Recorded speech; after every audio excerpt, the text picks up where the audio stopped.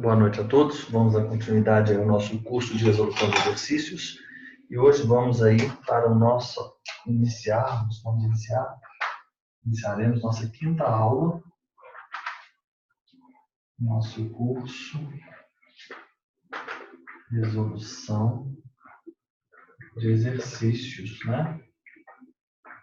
Das Unesp. E hoje continuamos, né? A parte geral do Código Civil.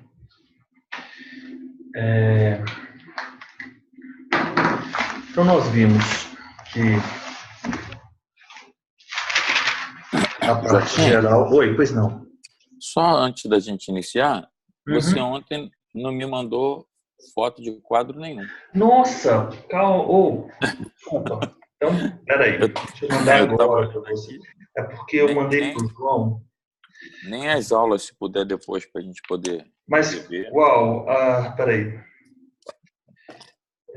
Foi a 4 só. Muito bem lembrado. Será que foi a 4? Ó, aula 4, material aula 4. Beleza. Vamos ver aqui. Ixi, também não mandei a aula 2. A aula 2 também não mandei. Aula 3. Isso. Desculpa, Mário. Aqui é só... Na realidade, tu está desprezando, mas tudo bem. Não, eu penso assim, eu tenho que mandar para o João e vou mandar para o Mário. Só que eu mando para o João, aí... Deixa o Mário. O Mário. Deixa o Mário. Tá certo. Não, ó.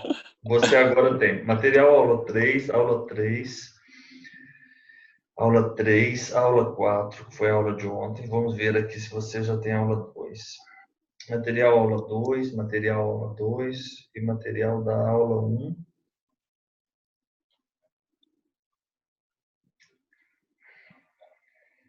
Que absurdo. Também não te enviei a aula 1. Nossa, que absurdo. Caramba, tá vendo aí? Que falta de consideração da minha parte. Falta de consideração. Você tá me boicotando. O João vai passar e eu vou ficar reprovado. Não, esqueci de mandar um também. Material aula 1. Ó. Aula 1. Eu não vou nem falar do curso do outro curso. Qual? Não vou nem falar do outro curso.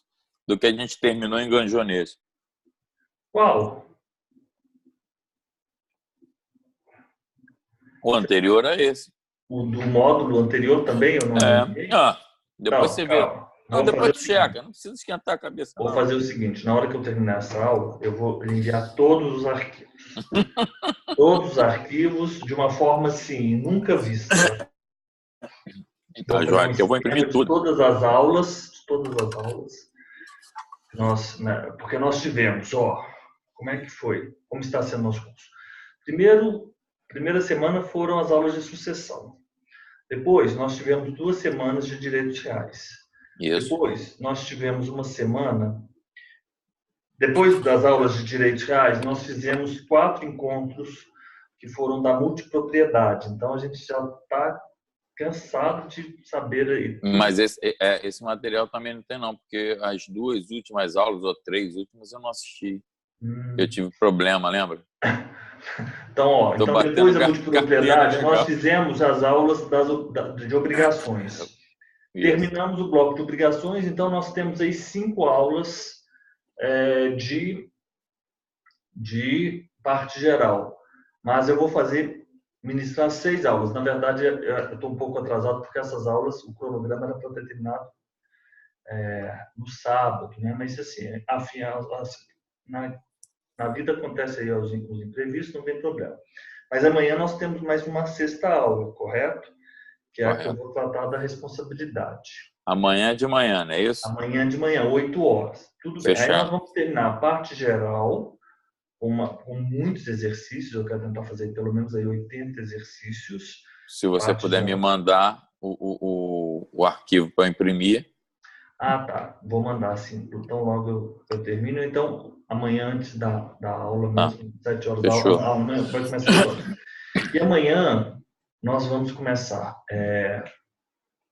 o nosso curso de empresarial. E são 2 semanas de empresarial, né? Que nós vamos fazer 2 semanas de empresarial. Então, Correto. você vai ter visto toda a matéria de direito civil, toda a matéria de empresarial, e, por exemplo, as aulas, eu estou fazendo concomitantemente a este curso, a gravação do curso esquematizado do Código de Normas. Então, São Paulo ou Alagoas? Eu fiz a parte geral, tendo como fundamento o Código de Normas do Paraná. Depois fiz RCPN, tendo como fundamento o Código de Normas do Paraná. RCPJ e RTD, tendo como fundamento o Código de Normas do Paraná. Fiz o tabelionato de protesto, já tendo como base o Código de Normas de Alagoas. Mas, e agora, amanhã, ou talvez depois de amanhã, iniciarei aí a gravação do módulo de RI, que terá por base o Código de Normas de Alagoas. Mas, assim, tem por base, eu só uso o Código de Normas de Alagoas, mas se você estudar um código bem, esse Código de Alagoas aí foi feito por São Paulo, entendeu? Uhum. Então, você vai estudar. Por que você não vem participar dessas aulas aí? Você não compra o curso para assistir o curso esquematizado do Código de Normas? Porque o João e o Renato, eles estão fazendo esse curso. O Celso também, ele comprou alguns módulos. Ele comprou o Protesto, comprou o RCPJ, comprou o RTD. E agora nós vamos iniciar o RI, que é assim, o bicho de 7 cabeças. Mas se você estudar o Protesto, esse curso que eu ministrei assim, é ótimo. É ótimo. Não existe outro curso como esse. Sabe por quê, Mário? Eu sou uma pessoa, eu sou péssimo vendedor. Mas eu sou sincero. Eu tenho uma grande virtude. Eu tenho 2 grandes virtudes. Uma delas eu sou sensato. Eu observo que ao meu redor as pessoas são alienadas. Elas vivem num mundo paralelo. Eu sou muito centrado e sensato. Eu me conheço. Eu sou muito racional.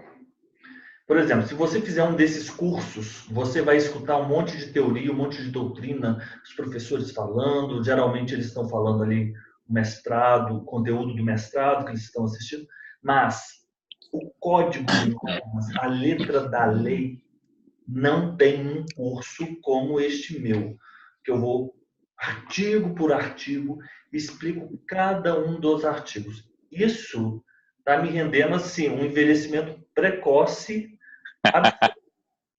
porque um código de normas tem quantos artigos? Então É muita coisa. é muita coisa. Para você ter ideia, parte geral do RCPN, parte geral do Código de Normas do Paraná, RCPN, RTD e RCPJ foram 27 aulas, e cada aula não é aulinha assim de 10 minutos, como a gente vê nesses cursos aí que o pessoal coloca no YouTube. É aula de 2h30, 3 horas de aula. Você tem ideia o que é isso? 3 horas de aula, 2h30, 3 horas de aula. O protesto foram 8 aulas. No total, o curso ele teve 8 horas de aula, o protesto. Então, se você for uma tarde assistir na velocidade 2, você vai ficar aí 4 horas para assistir, para ler todo o material de protesto. Agora, o RCPJ e o RTD, eles são pequenos, eles são 10 aulas. Me parece que o RTD foram 6 e o RCPJ foram 4. Mas, assim, eu ensino os mnemônicos para você memorizar, decorar o artigo, correto? Esse curso é muito bom. Depois me passa o custo de cada módulo. O protesto, eu já coloquei ele numa plataforma que chama Hotmart. Essa plataforma é uma plataforma bem interessante e eu não posso mais vendê-lo, por quê? Vou até parar a gravação e você vai entender por quê. Quando eu coloco na nossa gravação, vamos marcar aqui os nossos 50 minutos.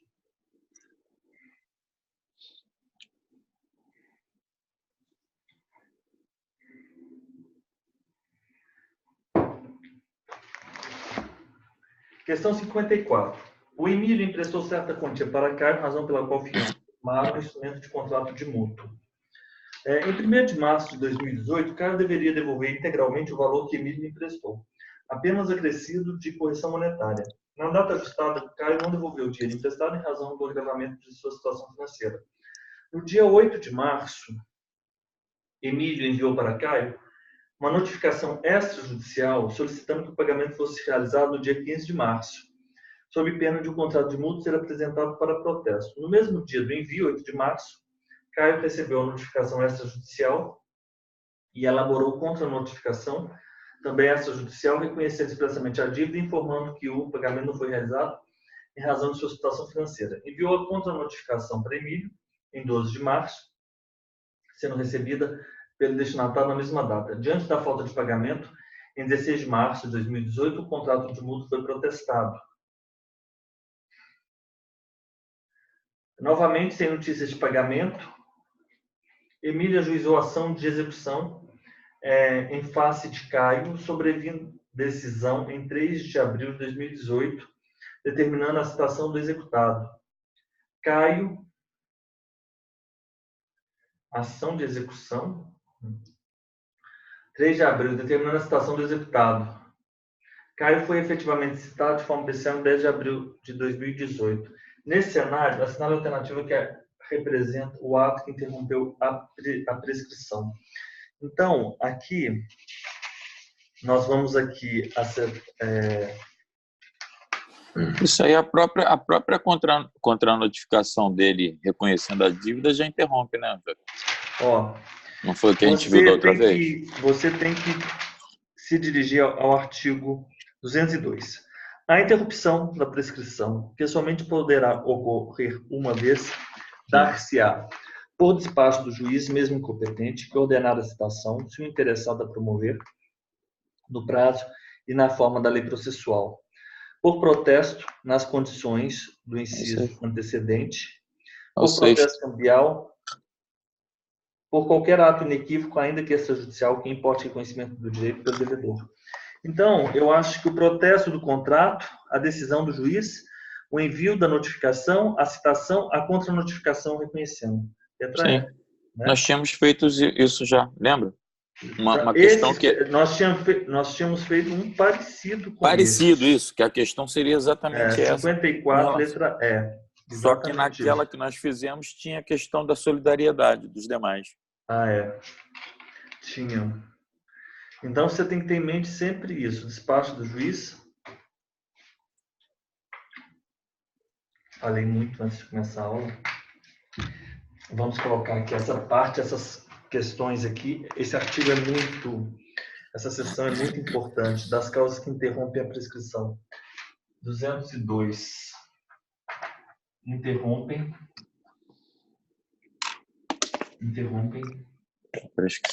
a prescrição. As causas que interrompem a prescrição. Então, vamos lá. Despacho do juiz. Despacho do juiz.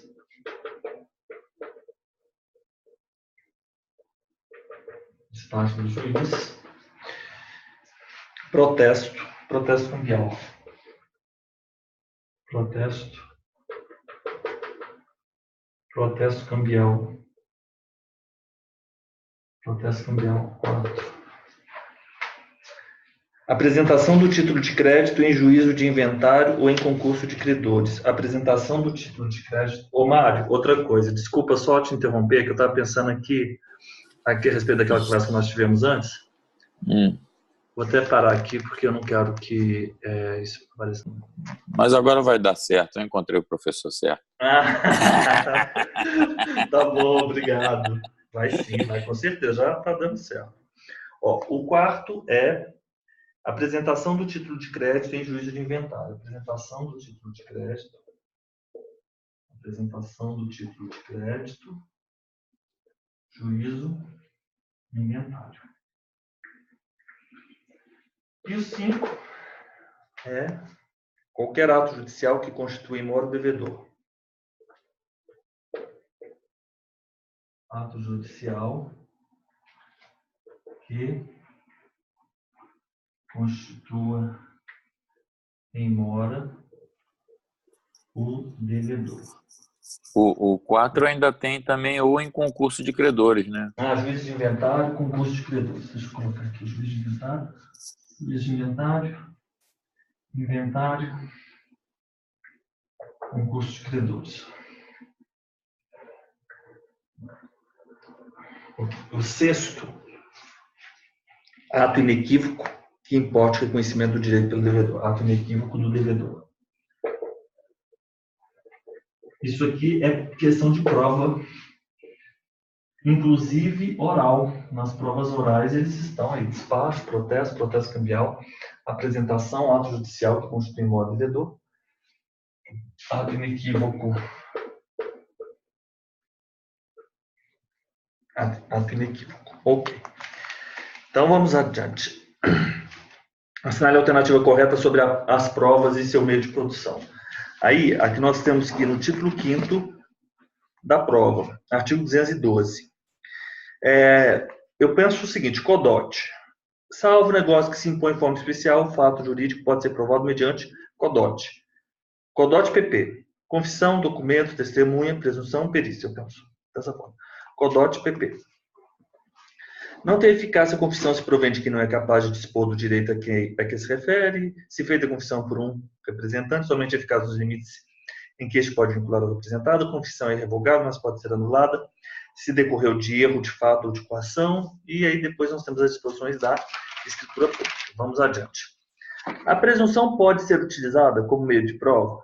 Salvo negócio jurídico que impõe o fato jurídico, pode ser provado mediante presunção? Pode. Correto. A presunção pode. Presunção. 212, inciso 4º. É absolutamente nula a confissão que decorre de erro de fato? Não, não tem eficácia a confissão se provém de quem não é capaz de dispor do direito a que se referem os fatos confessados.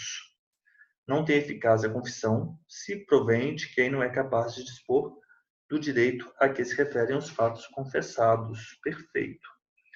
A escritura pública, lavrada em notas de tabelião, é dotada de fé pública, desde que o ato tenha sido acompanhado por duas testemunhas. Falso. 215. A escritura pública lavrada em notas de tabelião é documento dotado de fé pública, fazendo prova plena. Salvo quando exigidos por lei, outros requisitos, a escritura deve conter data e local de sua realização, mas ele não fala aqui duas testemunhas, né? Reconhecimento da data, local, reconhecimento da identidade e capacidade das partes e de quando sejam comparecidas ao ato por si como representantes, intervenientes ou testemunhas. Nome, nacionalidade, estado civil, profissão, domicílio e residência das partes e demais comparecentes, com a indicação, quando necessário, do regime de bens do casamento. Nome do outro cônjuge de filiação, manifestação da vontade, referência ao cumprimento das exigências legais e fiscais inerentes à legitimidade do ato. Declaração de ter sido lida na presença das partes e demais comparecentes, ou de que todos a leram, assinatura das partes e dos demais comparecentes, bem como a do tabelião ou seu substituto legal encerrando o ato. Se algum comparecente não puder ou não souber escrever, outra pessoa capaz assinará por ele a seu rogo. A escritura será redigida na língua nacional. Falou aqui? Não há isso. Às vezes, né? Desde que tenha, não. Letra C equivocada. A confissão é ato revogável desde que a revogação se dê 1 ano do ato ou antes do trânsito em julgado? Não. Aqui isso fala o seguinte, ela só não tem eficácia a confissão se provém de quem não é capaz de dispor do direito a que se refere. A que se referem os fatos confessados. A confissão é irrevogável, mas pode ser anulada se decorreu de erro de fato ou de coação. É irrevogável. Qual artigo? É o 214.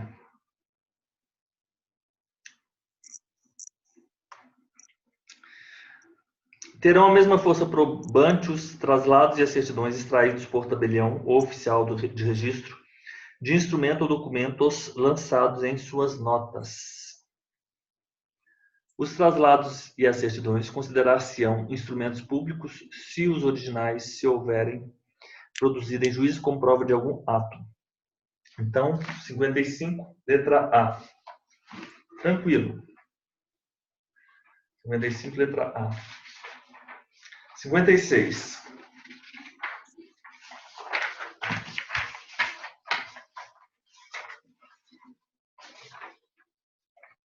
56. Continuamos aí. Toda pessoa é capaz de direitos e deveres na ordem civil. Assim dispõe o artigo 1º do Código Civil em relação à personalidade e à capacidade das pessoas naturais. Os atos de registro civil têm por função específica provar a situação jurídica do registrado e torná-la conhecida de terceiros. Diante dessa finalidade, far-se-á averbação em registro público. E aí nós temos que ir lá naquela parte inicial. Esse artigo é artigo 10º.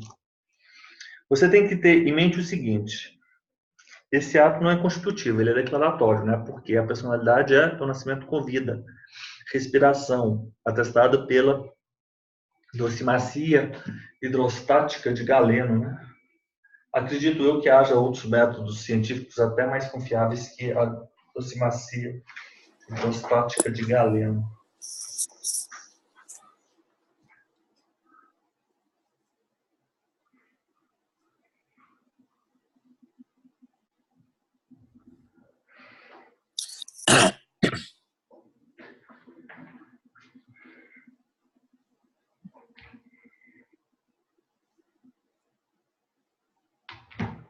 Ó.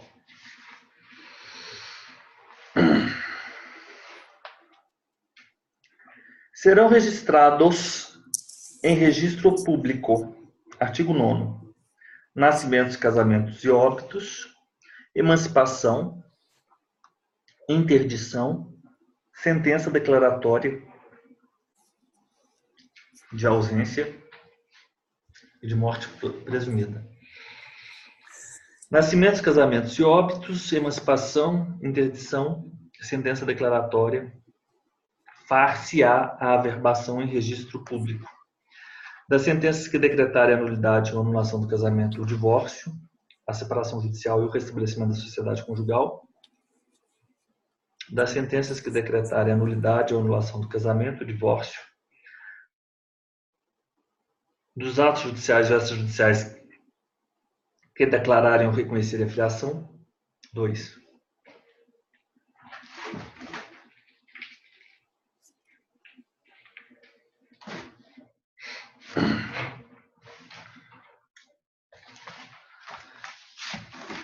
Dez. 1. Dos atos judiciais ou extrajudiciais que declararem ou reconhecerem a filiação. 10.2, na verdade. Emancipação por outorga dos pais ou por sentença do juiz. Não. Registro. Emancipação decorrente do casamento ou da colação de grau em ensino superior. Não há essa hipótese. Não há que se promover esse registro, né? Ela simplesmente decorre do ato. A interdição por incapacidade absoluta ou relativa. Não. A interdição é registro. Registro. A sentença declaratória de ausência e de morte presumida. Falso. Registro. Então, 10. Como é? A. 10 é a letra A. Ó. A declaração de vontade é elemento estrutural ou requisito de existência do negócio jurídico e exige para sua validade que a vontade seja manifestada livre e espontaneamente, sob pena de invalidar o próprio negócio firmado. Dentre os vícios na manifestação de vontade que possam macular o ato, é correto afirmar que... Você lembra que a professora Mônica ela fala, porque o Código Civil ele fala agente, forma, objeto, né? Não fala declaração de... Não, e ela traz no livro dela. É a declaração de vontade de elementos, e ela sempre fala, o elemento, a declaração de vontade é elemento estrutural requisito de existência do negócio jurídico, que exige para sua validade que a vontade seja manifestada livre e espontaneamente, sob pena de invalidar o próprio negócio firmado. Dentre os vícios na manifestação de vontade que possam macular o ato, é correto afirmar que A transmissão errônea da vontade por meios interpostos é nula nos mesmos casos em que o é a declaração direta. Aí vamos para o erro. Vamos lá para os defeitos. Artigo 141. A transmissão errônea da vontade por meios interpostos é anulável nos mesmos casos em que o é a declaração direta. Artigo 141. Eu vou aqui me recorrer. Vamos só dar uma lida nesse artigo 141 aqui, para ver qual é o exemplo clássico. Esse aí é aquele Código Civil. Ah, é aquele ótimo, né? Eu vou comprar ele, cara. Aqui tá esgotado. Tá? Nossa, é muito bom esse. 141. A declaração de vontade que forma um negócio jurídico pode ser manifestada pelo declarante direta ou indiretamente por meios interpostos. Assim compreendidos os meios interpostos. Pessoas, mensageiros, quanto os instrumentos, e-mail, fax e mesmo os mais modernos aplicativos de mensagens instantâneas empregados para exteriorizar a vontade declarada.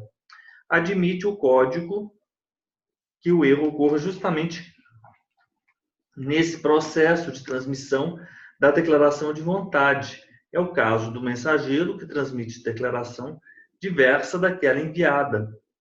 Para que se autorize a anulação do negócio, nessas circunstâncias, faz-se necessária a presença dos mesmos requisitos exigidos para a configuração do erro na declaração direta, ser o erro em questão substancial e cognoscível. Ok. Vamos adiante. 141. Ok. Pode ser anulado o negócio jurídico por dolo de terceiro, se a parte a quem aproveite dele tivesse ou devesse ter conhecimento. Em caso contrário, ainda que subsista o negócio, o terceiro responderá por todas as perdas e danos da parte a quem ludibriou. Artigo 148. Pode também ser anulado o negócio jurídico por dolo de terceiro, se a parte a quem aproveite dele tivesse ou devesse ter conhecimento. Em caso contrário, ainda que subsista o negócio jurídico, o terceiro responderá por todas as perdas e danos da parte a quem ludibriou. Correto? Letra B. Ok, é a resposta. Com fundamento no artigo 148.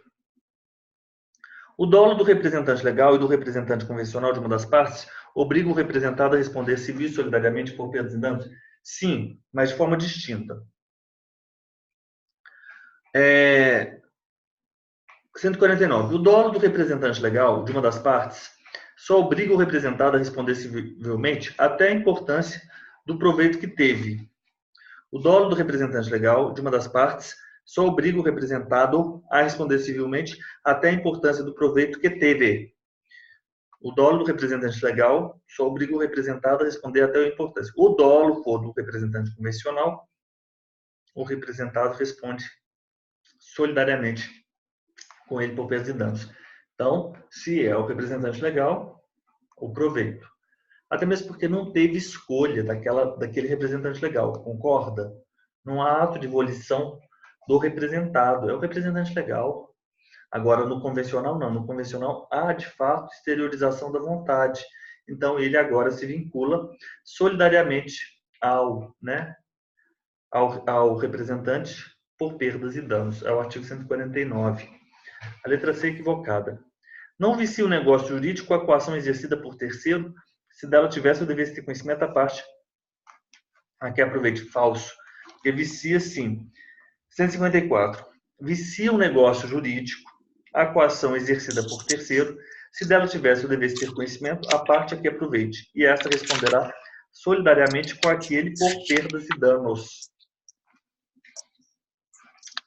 Falso. 154. Vicia a coação exercida por terceiro. Deixa eu dar uma olhada aqui nesse exemplo clássico aqui. 154. O presente artigo e o artigo seguinte tratam da coação exercida por terceiro. Tal ocorre no dolo de terceiro, previsto no artigo 148. Pode também ser anulado o negócio jurídico por dolo de terceiro, se a parte a quem aproveite dele devesse ter conhecimento. Tal qual ocorre no dolo de terceiro, o legislador se vale aqui do critério do conhecimento da parte beneficiada sobre a existência do vício. Se a parte beneficiada conhecia ou devia conhecer a existência de coação, torna-se anulável o negócio, respondendo o beneficiário e coautor solidariamente perante a vítima por todos os danos causados. Entende-se que a parte beneficiada contribuiu para o vício, devendo suportar integralmente seus efeitos. Hipótese oposta é tratada no artigo seguinte. Aí vamos lá no 148. 48. Pode também ser anulado o negócio por dolo de terceiro, se a parte a quem aproveita o devesse ter conhecimento. Em caso contrário, ainda que subsista o negócio, o terceiro responderá por todas as perdas e danos da parte a quem ludibriou. Comentários. Aqui é um parágrafo pequenininho. O dolo nem sempre é fruto da malícia da contraparte, podendo resultar da interferência de pessoa estranha ao negócio jurídico. Trata-se do chamado dolo de terceiro. Com relação a esse tema, o artigo 148 contempla duas situações diversas. Na primeira parte, que se aproveita do dolo tem, ou ao menos deveria ter, conhecimento acerca dele. Nesse caso, soma-se ao dolo do terceiro a omissão dolosa da contraparte, que é conivente com a malícia. Ok. O Código autoriza, nessa hipótese, tanto a anulação do negócio quanto a responsabilização do terceiro e da parte beneficiada, responsabilidade em relação à qual a doutrina tem se inclinado por atribuir natureza solidária, em que pese a ausência de expressa previsão legal nesse sentido. Na segunda situação, contemplada pelo artigo em comento, não se cogita do conhecimento pela contraparte, razão pela qual a ordem jurídica não lhe impõe um ônus de suportar ou desfazimento do negócio, que se mantém rígido, sem prejuízo da responsabilidade do terceiro perante a vítima pelos danos que essa última tenha sofrido. Pode também ser anulado o negócio jurídico por dolo de terceiro, se a parte a quem aproveite dele tivesse ou devesse ter conhecimento. Em caso contrário, ainda que subsista o negócio jurídico, o terceiro responderá por todas as perdas e danos a quem ludibriou. Perfeito. Então é isso. Vamos adiante.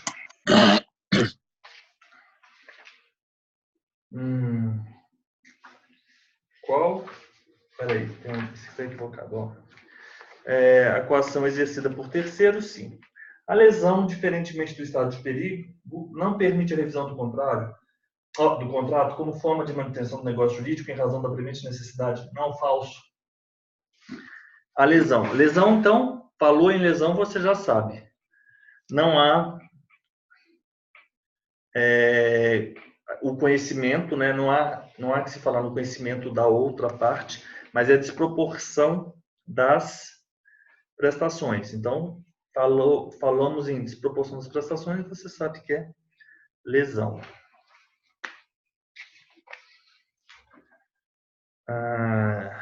Vamos lá.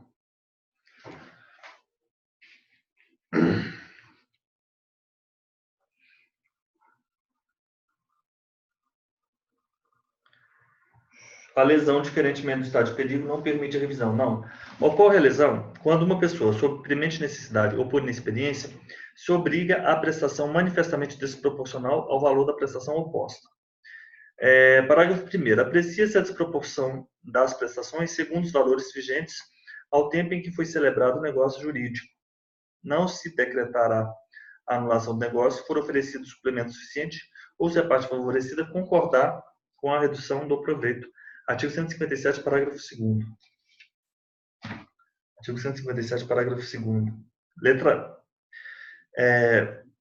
Não faz sentido isso, porque sim permite a revisão do contrato. Sobre as diferentes classes de bens. Então, nós temos as pessoas, o livro das pessoas. Depois nós temos o livro 2, o livro 1 das pessoas. Então, nós temos as pessoas naturais. As pessoas naturais, temos a personalidade e capacidade, temos os direitos da personalidade, temos a ausência, correto?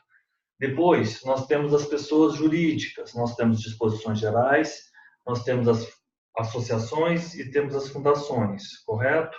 Depois, nós temos o domicílio da pessoa. Aí vamos para o livro 2, dos bens. Nós temos um título único, né, da diferente classe dos bens e diversos capítulos, né? Vamos acompanhando aí. O capítulo 1 dos bens considerados em si mesmos. Aí temos o capítulo 2 dos bens reciprocamente considerados e do capítulo 3 dos bens públicos, né? Então, sobre as diferentes classes de bens, ele está tratando o título único do livro 2 dos bens. E o livro 3 dos fatos jurídicos. Nós temos o título 1 do negócio jurídico, e aí depois nós temos condição, termo, encargo, que são condições, são cláusulas, vamos dizer, cláusulas acessórias que impactam no âmbito da eficácia do negócio jurídico, defeitos, prescrição e decadência, prova, etc. Bens das diferentes classes de bens. Os bens imóveis, 79. Qual é o bem imóvel? O imóvel, por excelência, é o solo. E tudo quanto se lhe incorporar natural ou artificialmente. A plantação, as construções. E imóveis para efeitos legais. Este artigo, assim, é extremamente importante. Os direitos reais sobre imóveis e as ações que os asseguram, né? O direito à sucessão aberta, né? Esses bens são bens imóveis. Não perdem o caráter de imóvel as edificações que, separadas do solo, mas conservando sua unidade, forem removidas para outro local. Os materiais provisoriamente separados de um prédio para nele se reempregarem. Então, a seção 1 dos bens imóveis. Artigo 79. São bens imóveis o solo e tudo quanto se lhe incorporar natural ou artificialmente. Consideram-se imóveis para os efeitos legais. Artigo 80. E não perdem caráter de imóveis. Os móveis suscetíveis de movimento próprio ou de remoção por força alheia, sem alteração da substância ou destinação econômica. E consideram-se móveis para os efeitos legais: energias, direitos reais sobre móveis e ações, direitos pessoais de caráter patrimonial. Os materiais destinados a alguma construção, enquanto não forem empregados, qualidade de móveis, que adquirem essa qualidade provenientes da demolição de algum prédio. Okay. Fungíveis e bens consumíveis. São fungíveis os móveis que podem substituir-se por outros de mesma espécie, qualidade e quantidade. Agora, o mais importante é consumível. Consumível não é só aquele que importa a destruição, a sua destruição. Por exemplo, um creme, que você é o exemplo da professora. Mas, por exemplo, o livro na estante da livraria, ele também é bem consumível. Bem consumível são aqueles cujo uso importa a destruição imediata da própria substância, sendo também considerados tais os destinados à alienação.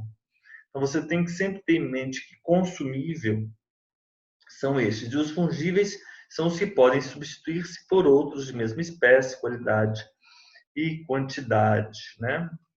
Então, vamos adiante. Constitui universalidade de direito a pluralidade de bens singulares que, pertinente à mesma pessoa, tenham destinação unitária. Dos bens singulares e coletivos. Quais são os bens singulares? Os bens que, embora reunidos, se consideram de per si, independentemente dos demais. São singulares os bens que, embora reunidos, se consideram de per si, independentemente dos demais. Artigo 90. Constitui universalidade de fato a pluralidade de bens singulares que, pertinentes à mesma pessoa, tenham destinação unitária. Os bens que formam essa universalidade podem ser objeto de relações jurídicas próprias. Constitui universalidade de direito ou complexo de relações jurídicas de uma pessoa dotadas de valor econômico. Artigo 91. Constitui universalidade de direito ou complexo de relações jurídicas de uma pessoa dotadas. Qual a natureza jurídica da herança? Universalidade de direito. Em que se constitui a universalidade de direito? Artigo 91. Constitui universalidade de direito complexo de relações jurídicas de uma pessoa dotada de valor econômico. Nós já sabemos disso, porque quando nós fazemos o flash juris, os flashcards das perguntas e respostas, a gente sempre passa por essa pergunta, né? Então, universalidade de direito não. É complexo de relações jurídicas de uma pessoa dotada de valor econômico. Letra A, falso. Dos bens divisíveis e bens indivisíveis, 87 e 88. Os divisíveis são os que se podem fracionar sem alteração na sua substância, diminuição considerável de valor ou prejuízo do uso a que se destinam. Bens divisíveis são os que se podem fracionar sem alteração de sua substância, diminuição considerável de valor ou prejuízo do uso a que se destinam. Os bens divisíveis são os que se podem fracionar. Os bens naturalmente divisíveis podem tornar-se indivisíveis por determinação da lei ou vontade das partes. Os bens naturalmente divisíveis só podem tornar-se indivisíveis por... Não, falso. Por vontade das partes também. São imóveis o solo, o subsolo e o espaço aéreo, apenas o que se lhe incorporar. São bens imóveis o solo e tudo quanto se lhe incorporar natural ou artificialmente. Falso a letra C. Artigo 79. Consideram-se móveis as energias que têm um valor econômico e o direito à sucessão aberta. Artigo 83. Consideram-se móveis para os efeitos legais as energias que têm um valor econômico. 83, inciso 1. Verdade. Mas o direito à sucessão aberta é imóvel nos termos do artigo 80, inciso 2. Falso. Consideram-se bens móveis as energias que têm um valor econômico e o direito à sucessão aberta. Falso. Apesar de ainda não separados do bem principal, os frutos e produtos podem ser objeto de negócio jurídico. Sim, isso aqui é verdade. Ó, a partir do artigo 92. São pertenças... Artigo 95. Apesar de ainda não separados do bem principal, os frutos e produtos podem ser objeto do negócio jurídico. Fácil e não é fácil, porque você tem que estar muito bem. Os bens reciprocamente considerados, os singulares, são aqueles que, embora reunidos, se consideram de per si, independentemente dos demais. Constitui universalidade de fato, a pluralidade de bens singulares que, pertinentes à mesma pessoa, tenham destinação unitária.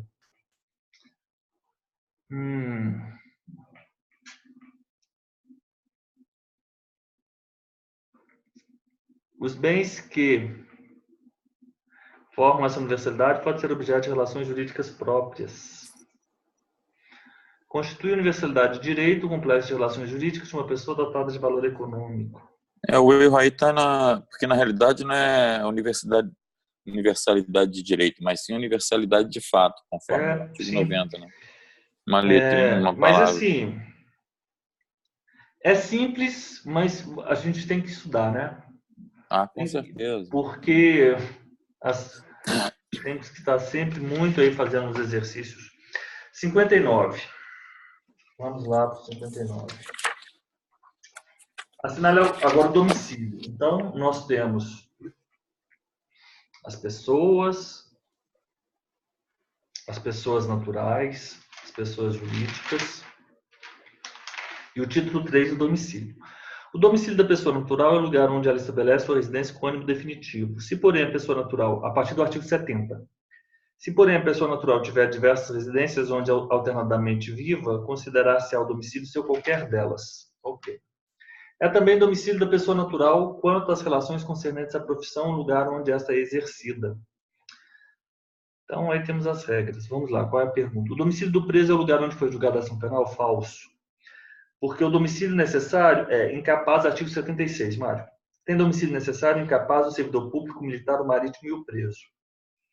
O domicílio do incapaz é o do seu representante ou assistente. O do servidor público, o lugar em que exercer permanentemente suas funções. O do militar, onde servir. E se ele for da Marinha ou da Aeronáutica, a sede do comando a que se encontrar imediatamente subordinado. Ou do marítimo, onde o navio estiver matriculado, e o do preso, o lugar em que cumprir a sentença. Artigo 76 é isso. O domicílio do preso é o lugar onde foi julgada a ação penal. Artigo 76. Não, parágrafo único. O lugar em que é cumprida a sentença. O domicílio do servidor público é o lugar em que ele exerce permanentemente suas funções. O domicílio do servidor público é o lugar em que ele exerce permanentemente suas funções. Exato. O servidor público é o lugar em que exercer permanentemente suas funções. Perfeito. O domicílio do incapaz é o do representante legal ou assistente. Falso. Não é onde ele for encontrado. Falso. Se a pessoa natural não tiver residência habitual, ter-se-á por seu domicílio a última residência registrada em seu nome? Não. Se a pessoa natural, artigo 71, se porém a pessoa natural tiver diversas residências, onde alternadamente viva, considerar-se-á domicílio seu qualquer delas. Se a pessoa natural tiver diversas residências onde alternadamente viva, considerar-se-á domicílio seu qualquer delas. Falso. Nada a ver. Vamos adiante.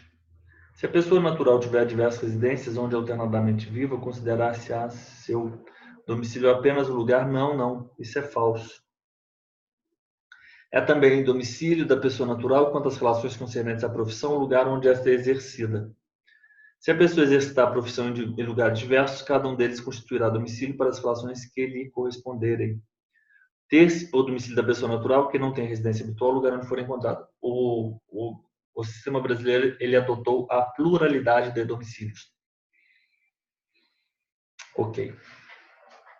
E por fim, representa a hipótese de nulidade dos negócios jurídicos previstos em nosso ordenamento. Ó, o que é importante é que você tenha em mente o seguinte: nulo, invalidade como gênero. Eu gosto de ter isso, invalidade, gênero. E aí ele pode ser nulo, anulável. Nulo são aquelas duas hipóteses. Quais? 166, 167.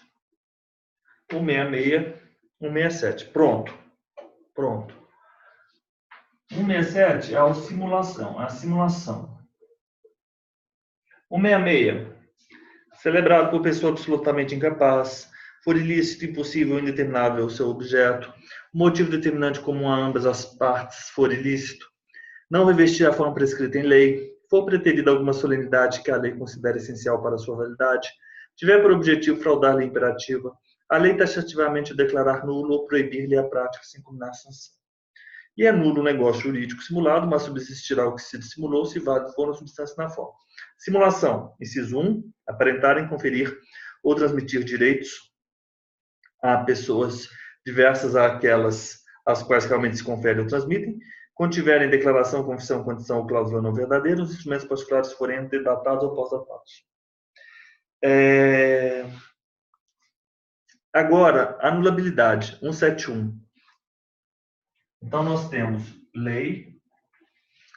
Você se lembra que na compra e venda tínhamos uma hipótese de anulabilidade? Não me lembro agora qual artigo especificamente, mas nós vimos isso. Casos, hipóteses legais, então vamos colocar aqui lei.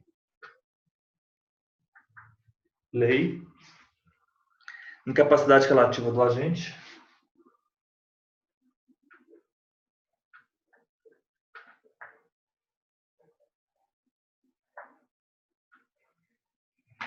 E os vícios, dolo, erro, dolo, coação, estado de perigo, lesão, vícios. Vamos colocar aqui vícios, né? Então, muito fácil. Simulação. Nulidade. Simulação. Letra A, 60. Então agora vamos fazer o nosso... Oi? De cara, né? De cara. Vamos fazer agora o nosso... Eu vou mandar para você a segunda parte. Eu vou mandar agora, vamos fazer o nosso intervalo de 10 minutos. Agora são 8h20, então 8h30 nós voltamos e para darmos continuidade à nossa aula. Já vou mandar os arquivos para você dar.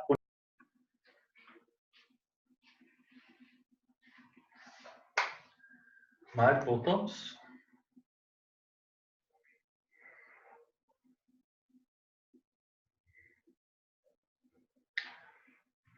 Continuamos aqui.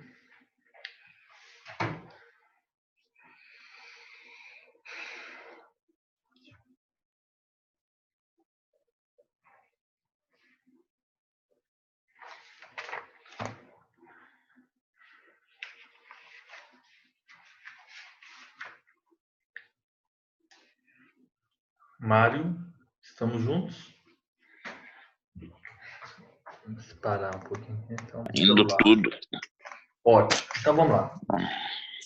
Toda pessoa é capaz de direitos e deveres na ordem civil. Assim dispõe o artigo 1º do Código Civil. Em relação à personalidade e à capacidade das pessoas naturais, os atos de registro civil têm por função específica provar a situação jurídica do registrado e torná-la conhecida de terceiros.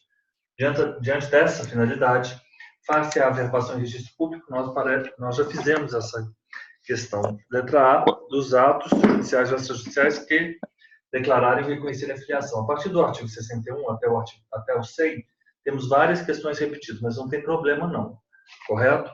Nós já vimos isso e é importante nós fazermos questões, repetir as questões. Por quê?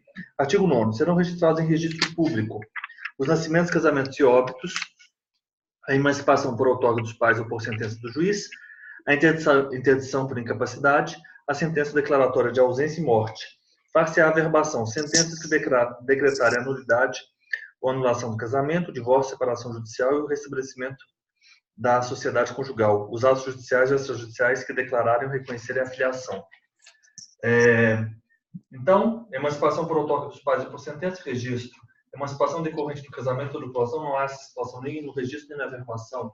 A interdição por incapacidade relativa, registro. Sentença declaratória de ausência de morte presumida, registro. Maria colocou sua casa à venda, Joaquim se interessou pelo imóvel e foi conhecê-lo. Maria mostrou a casa e não informou que na rua toda sexta-feira havia uma feira livre. Essa aqui é aquela questão de discussão, do dolo.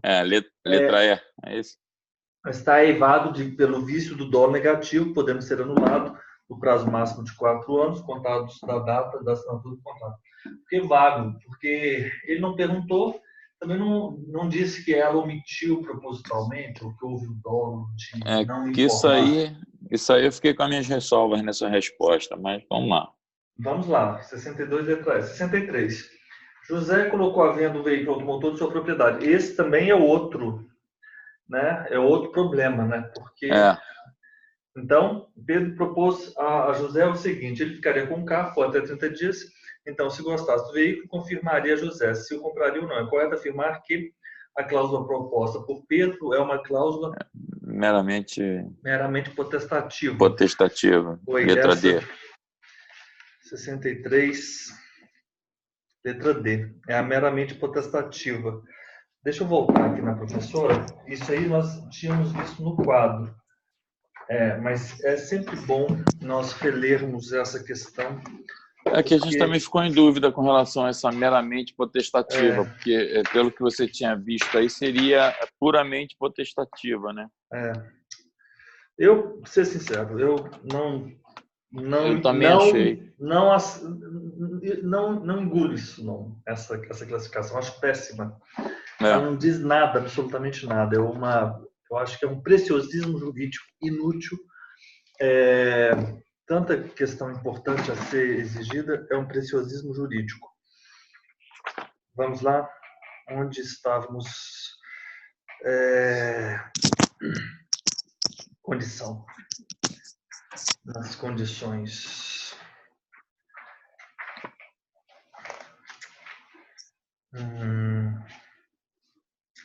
As condições que invalidam o negócio jurídico. O mais interessante é o seguinte: a condição ela está relacionada ao plano da eficácia, mas ela invalida o negócio jurídico, né? E validade é o segundo plano, né? Sim. Porque o primeiro é o da existência, o segundo plano é o da validade, né? É a adjetivação. Artigo 123 é a página 202. O artigo 123 do Código Civil traz um elenco de condições que, se apostas ao negócio jurídico, resultarão em sua invalidade. São as seguintes condições: físico ou juridicamente impossíveis, quando suspensivas, ou seja, suspensivo o negócio ele tem-se a declaração de vontade, mas não se tem o efeito, porque é aquilo que eu lhe disse, né? Fica suspenso até a implementação da condição, evento futuro incerto. O exemplo seria: dar-te um caso, tocar o céu com as mãos. Percebemos que, nesse caso, o negócio restará inválido, já que nunca será possível. As condições físicas ou juridicamente impossíveis. Vai seguindo aí no artigo 123. As condições ilícitas ou de fazer coisa ilícita. Se admitíssemos o negócio válido, mesmo com uma condição ilícita ou de fazer coisa ilícita, tal fato reduzir-se em forma indireta de autorizar o descumprimento da lei. As condições incompreensíveis ou contraditórias. Exemplo interessante, fornecido por Carlos Roberto Gonçalves. Instituo A meu herdeiro universal, se B for meu herdeiro universal. Então, as incompreensíveis, condições tidas por inexistentes. As impossíveis, se resolutivas, porque elas são o negócio jurídico, eles existirão, né? Então, as condições, elas são inexistentes. As condições que apostam no negócio não induzirão a invalidação, pois considerado válido. Porém, a consequência será a própria inexistência da condição. Por exemplo, você pode ficar utilizando o carro até conseguir tocar o céu com as mãos. A condição de não fazer coisa impossível, em virtude da obviedade de não se poder cumprir aquilo que é impossível, ou que é uma condição que assim preveja, deve ser tida por inexistente. Em virtude da obviedade de não se poder cumprir aquilo que é impossível, é que uma condição que assim preveja deve ser tida por inexistente, com o negócio jurídico sendo considerado válido e produzindo os seus regulares efeitos. Não é aqui... é aqui, ó. A condição lícita é aquela que não é contrária à ilícita, proibida ou defesa. Pode ser de duas espécies, as perplexas ou potestativas puras. As perplexas são aquelas que privam o negócio jurídico da produção dos seus naturais efeitos. Vendo a você meu carro se você não utilizar. As potestativas puras, é aqui que entra o problema. Porque uma é potestativa pura. Qual é a página aí, Joaquim? 201. São aquelas cujo implemento se restringem exclusivamente ao alvedrio de uma das partes. Doarei a você o meu carro amanhã se eu sair de camisa branca. Puro alvedrio. É claro que dependerá só de mim a escolha da cor da camisa que seria amanhã, por isso essa condição é proibida. Em-se salientar que, se a condição for meramente ou simplesmente,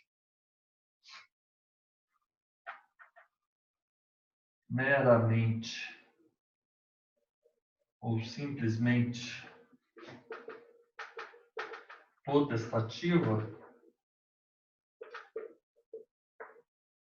meramente ou simplesmente potestativa, não haverá qualquer ilicitude em seu emprego, sendo tal. Isso porque, na condição meramente ou simplesmente potestativa, não há subordinação exclusiva ao... subordinação exclusiva ao puro alvedrio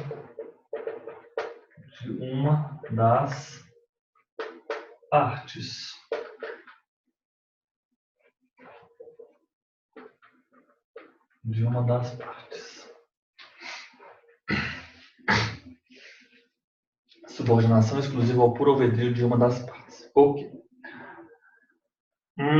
Subordinação exclusiva ao puro alvedrio de uma das partes.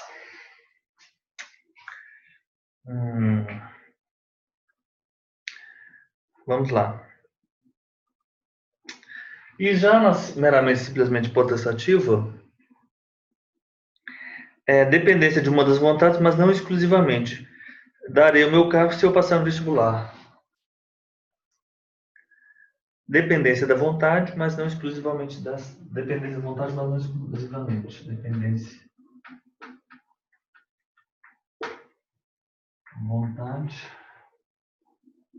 mas não exclusivamente. Então, a questão toda é o seguinte: essas ilícitas, elas são essas as potestativas puras e as perplexas. Potestativas puras é meramente, essa é uma condição lícita, essa é lícita. Então vamos lá. Meramente potestativa, ele deu como se eu gostar, a princípio seria potestativa pura, né? Subordinação exclusiva ao puro alvedrio. Ele não vinculou gostar dele na questão, embora a gente possa pensar dessa forma, que meramente, simplesmente potestativa teria a ver com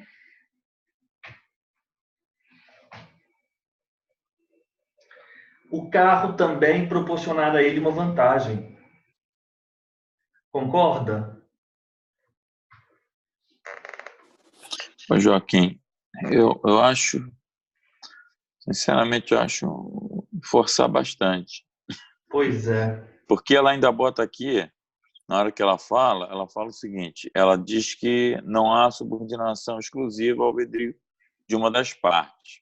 Aí ela bota assim, dependência da vontade de uma das partes, mas não exclusivamente dessa parte.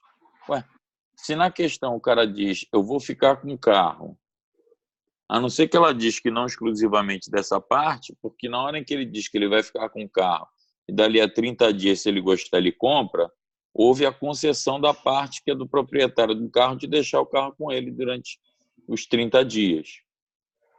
Só se ela está com essa análise dessa forma, para não ser exclusivamente da parte. Porque, para mim, na hora que eu digo assim, olha, eu vou ficar com o seu carro durante 10 dias, se eu gostar, eu compro.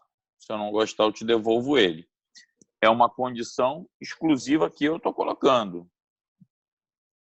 Não tem a anuência do proprietário do carro. É uma condição exclusiva minha. Se eu não gostar, eu te devolvo. Se eu gostar, eu fico. A não ser que essa condição aqui que ela diga aqui, mas não exclusivamente dessa parte, seja o fato do seguinte, ela esteja entendendo que é uma condição que eu coloco, mas é uma condição que foi anuída por você no momento em que você aceita que eu fique 10 dias com o teu carro. E se eu... Mas eu acho que é forçar muito a barra. Não, eu acho que a condição é eu ficarei se eu gostar. Sim. Sim. É isso. Eu acho que é forçar muita barra para ser meramente. Né? Não tem outra situação. De qualquer forma, a gente vai ficar com essa incógnita. Porque, na realidade, não tem outra condição. É uma condição que eu coloco. Agora, por exemplo, se ele colocasse o seguinte, se o carro me atender, tiver me proporcionar uma vantagem, aí, por exemplo, não está exclusivamente à vontade, é a mesma coisa, eu vou lhe doar o carro se eu passar o vestibular. Então, sim, depende de outros fatores, depende, por exemplo, da vantagem que o carro lhe oferiu. Sim. Ok. Ótimo. Perfeito. Mas foi muito bom a gente ter feito isso aqui, porque eu vou ser sincero, para mim isso não faz o menor sentido. Eu entendo que elas são diferentes. Continuamos discordando da prova. Seria uma questão que poderíamos entrar com uma impugnação. Essa aí da venda da casa com a feira. Pois é, aquela outra do dolo, né? Pois é. Dolo negativo. Um escritor pretende publicar uma biografia não autorizada de um ex-jogador de futebol. Este, sabendo a intenção do escritor, notifica-o extrajudicialmente, ordenando que o livro não seja publicado. É possível afirmar corretamente? Nós vimos isso já. Correto? O livro pode ser publicado sem prévia autorização do ex-jogador, letra B. E não pode ser recolhido por decisão judicial, podendo o ex-jogador requerer reparação civil ou direito de resposta nos termos da lei. Ok. É súmula o quê? 435 do STF? Não é súmula, é uma DIN, é aquela DIN que eu mandei o link para você ontem. Sim. Eu pensei que fosse súmula. Eu vou te falar. A DIN 4856, sei lá, alguma coisa assim. É aquela DIN da bibliografia não autorizada. Sim. Localizou. Aquele artigo... Eu só estou buscando aqui para ver se eu acho... Eu vou lhe falar agora. Que eu vou anotando do lado. É o seguinte, o fundamento aí, a discussão era sobre o artigo ADI 4815, perfeito. Da STF. STF. Ficou decidido o seguinte, em suma, para que seja publicada uma biografia, não é necessária autorização prévia do envio, do biografado, das demais pessoas retratadas, nem de seus familiares. Essa autorização prévia seria uma forma de censura, não sendo compatível com a liberdade de expressão consagrada pela Constituição Federal. Isso. Inclusive, ela abrange até para falecido, né? Quem? Sim, até para pessoa falecida. Caso o biografado ou qualquer outra pessoa retratada na biografia entenda que seus direitos foram violados pela publicação, ele terá direito à reparação que poderá ser feita não apenas por meio de indenização pecuniária, como também por outras formas, tais como a publicação de ressalva, de nova edição, com correção de direitos e restrições. Ok. 65. Imaginem as seguintes situações. Um pai deixou em testamento seu bem para seu filho que nasceu morto. Aí tem a ver com a personalidade, letra C. Um menor de 16 anos assinou um contrato de alienação de um veículo. Tem a ver com falta de capacidade de fato. Primeira hipótese, falta de personalidade ou capacidade de direito. E o pai que vende inconscientemente dos demais filhos e também do cônjuge, um bem imóvel de sua propriedade para o primogênito, legitimidade, letra 65, letra C. Diferentes classes de bens. Assinale a alternativa correta. Constitui universalidade de direito, pluralidade de bens singulares? Não. Complexo de relações jurídicas dotadas de valor econômico. Falso. Os bens naturalmente divisíveis só podem tornar-se divisíveis por determinação legal à vontade. Falso. Letra B. São bens imóveis o solo, subsolo, espaço aéreo e apenas o que se incorporar? Não. Naturalmente ou artificialmente? Falso. Consideram-se imóveis as energias que têm valor econômico, direito de sucessão aberta. Direito de sucessão aberta é bem imóvel. Está aí muito rápido? Não, a gente já viu isso. Apesar de ainda não separados do bem principal, os frutos e produtos podem ser objeto de negócio jurídico. Nós já vimos isso, letra E, correto. Domicílio da pessoa natural é o lugar onde ela estabelece sua residência com âmbito definitivo. Sobre o assunto, assinale a alternativa correta. O domicílio do preso é o lugar onde foi julgado, falso. É onde ele cumpre pena. O domicílio do servidor Me diz só uma coisa, Joaquim. 66, qual foi a letra? Letra E. Tá, vamos lá. 67. Deixa eu te falar o artigo especificamente dele aqui, só para... É que eu não estou seguindo com... Ah, tá. É o artigo 95. Apesar de ainda não separados do bem principal, os frutos e produtos podem ser objeto de negócio jurídico. 95. Okay. O domicílio da pessoa natural é o lugar onde ela estabelece a sua residência com ânimo definitivo. Sobre o assunto, assinale a alternativa correta. O domicílio do preso é o lugar onde foi julgada a ação penal. O domicílio do servidor... Ah, não. A letra A está equivocada. O domicílio do servidor público é o lugar onde ele exerce permanentemente as suas funções. Isso é verdade. A letra B. Domicílio do incapaz? Não. Representante ou assistente. Pessoa natural não tiver residência, ter-se-á por seu domicílio, a última residência? Não. Lugar onde foi encontrada. Se a pessoa natural tiver várias residências onde alternadamente vive, considerar-se-á seu domicílio apenas o lugar onde a profissão é exercida? Falso. Não, qualquer um deles. Qualquer um deles para as relações pertinentes, né? Representa hipótese de nulidade do negócio jurídico à simulação. Nós já vimos isso. Letra A. Engraçado. Agora está saindo bem repetido, né? Quase todas. Não tem problema não. Sobre os institutos de prescrição e decadência, de acordo com o previsto no Código Civil e com o entendimento simulado pelos tribunais superiores, a prescrição pode ser interrompida mais de 2 vezes? Falso. Só uma vez. O pedido de pagamento de indenização à seguradora interrompe o prazo de prescrição até a prolação da decisão administrativa. A interrupção da prescrição produzida contra o devedor principal prejudica o fiador? Isso é... Peraí. Isso aí é verdade.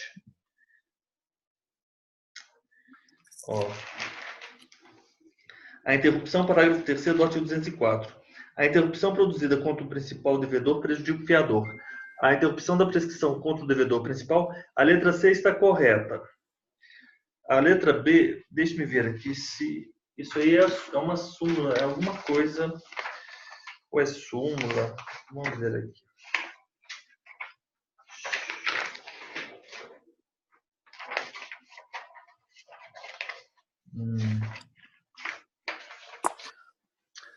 Dá uma olhada aqui, né?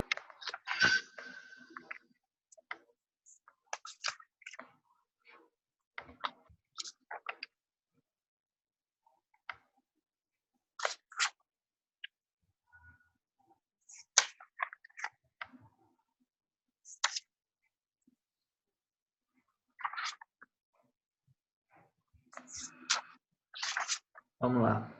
Prescrição é o quê? Peraí, deixa eu só dar uma olhada aqui. Essas hipóteses. O pedido de pagamento de indenização. Se ela fala alguma coisa aqui. É a súmula 229 do STJ. O pedido de pagamento de indenização à seguradora suspende a súmula. Súmula difícil, né? Essa questão. O pedido de pagamento de indenização à seguradora interrompe? Não, suspende. Suspende o prazo da prescrição até a prolação da decisão administrativa. Suspende. A súmula 229 do STJ. Súmula Pedido. 229 do STJ.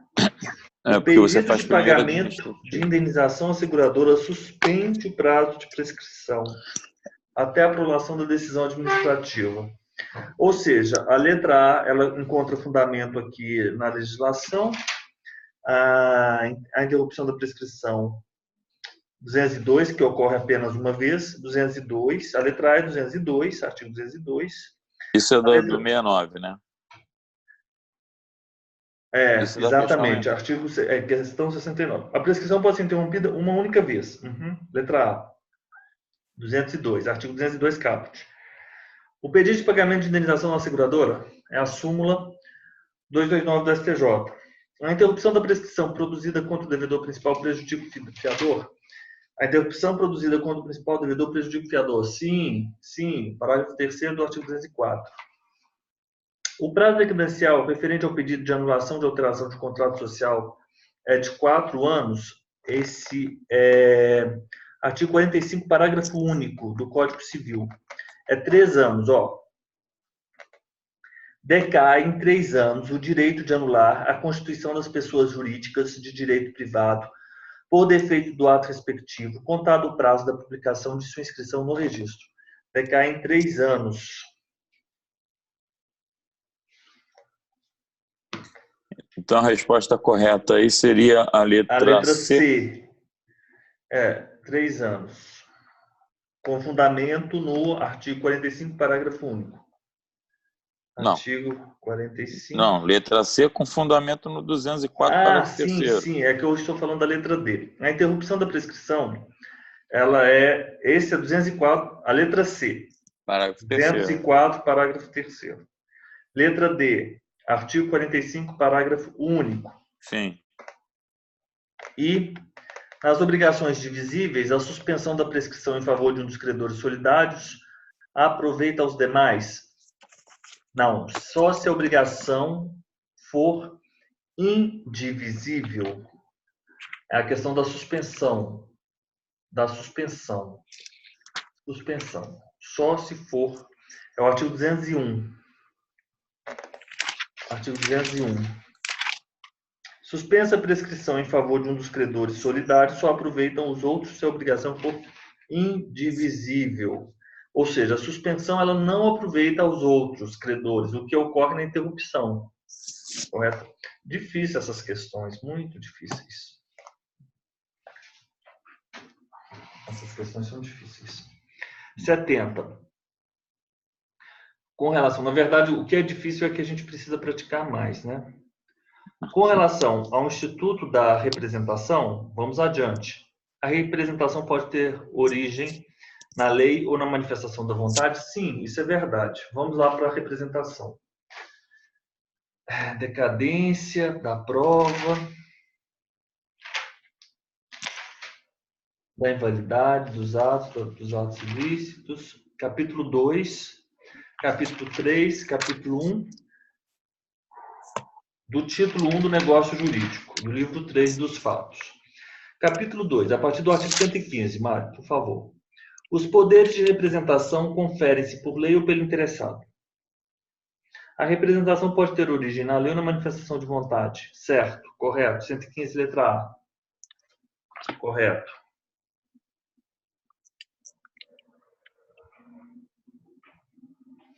Correto, perfeito. A manifestação de vontade pelo representante nos limites de seus poderes? Não. A letra B. A representação também ocorre no caso da entrega de um documento por um colaborador no qual o interessado haja declarado sua vontade? Não faz o menor sentido isso. É a letra A. A representação legal pressupõe uma declaração de vontade unilateral falso. A extinção da representação voluntária ou convencional por ato unilateral do representante é denominado revogação. Vamos lá. A extinção, revogação. E essa é uma prova importante, de provimento. As questões, né? Mas, de qualquer forma, a resposta correta é a letra A. Mas eu vou jogar aqui e vou verificar aí o que ele diz aí nas outras.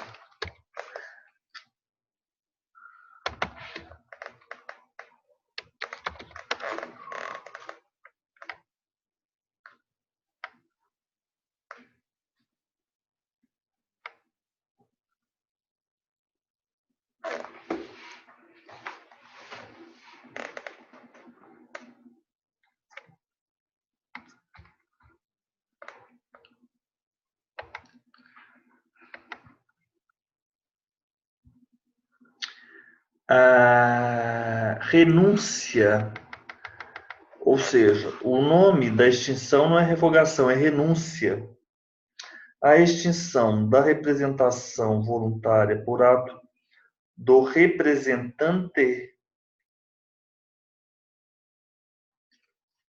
Ah, claro, a revogação é do representado. Você entendeu?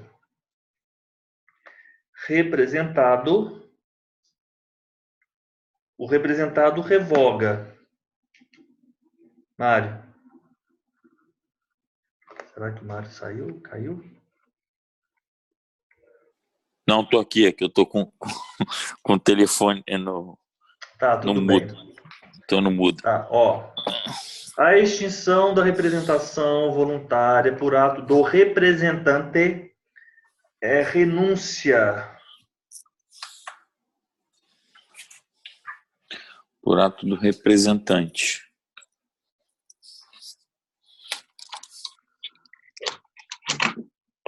Renúncia.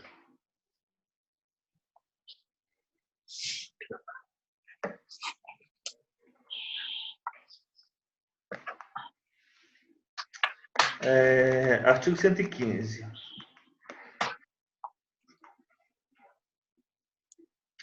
Ou seja, a mera entrega de um documento por um colaborador não implica representação. A representação legal pressupõe uma declaração de vontade unilateral do representado? Não. A declaração é bilateral, enquanto uma parte dá poderes à outra para agir em seu nome. Oi?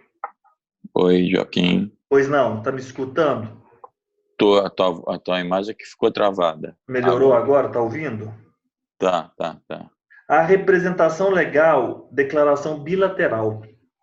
Mesmo a representação legal, a declaração é bilateral. Enquanto uma parte dá poderes a outra para agir em seu nome, essa outra parte a aceita, tanto que é possível a revogação. Quem deu os poderes se revoga ou renuncia, né? Então, a representação é isso. Falar exato. 71, qual é a letra? 70, a 70 é letra A. Tá, 70A. Então, a letra A, beleza, com fundamento no artigo 115. Ok. A letra B não se aplica porque a entrega de documento na representação. Representação legal sempre é bilateral. Interessante isso, né? Silêncio circunstanciado. O silêncio circunstanciado implica a ausência de vontade, pode produzir efeitos jurídicos. O silêncio circunstanciado pode produzir efeitos jurídicos. O fundamento desse artigo, Mário, é aqui, ó. Os usos e costumes. Onde estamos? Não, é lá na LINDB. É aqui na LINDB. Ó. Onde está a minha LINDB aqui? Essa lei, ó.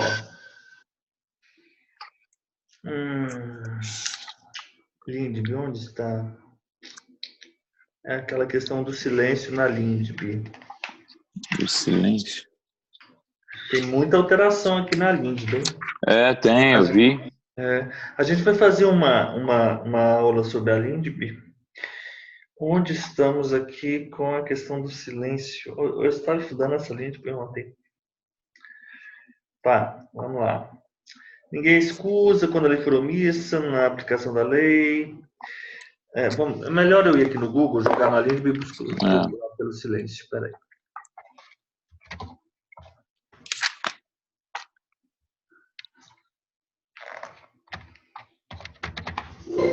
Uai, não tem?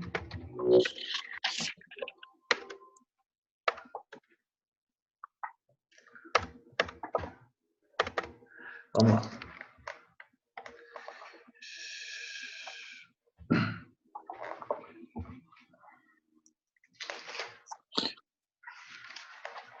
Silêncio circunstanciado.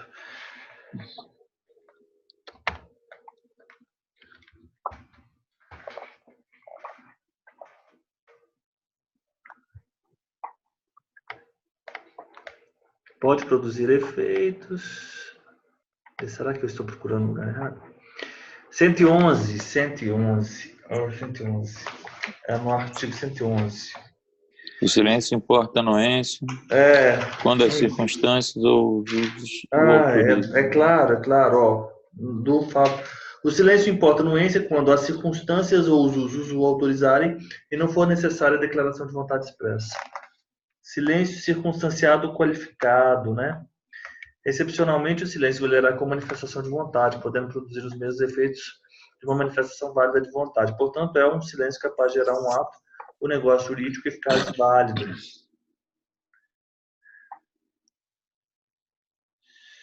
Ok. O silêncio não importa a anuência, regra geral, mas o silêncio pode, se as circunstâncias ou os usos autorizarem e não for necessária a vontade expressa.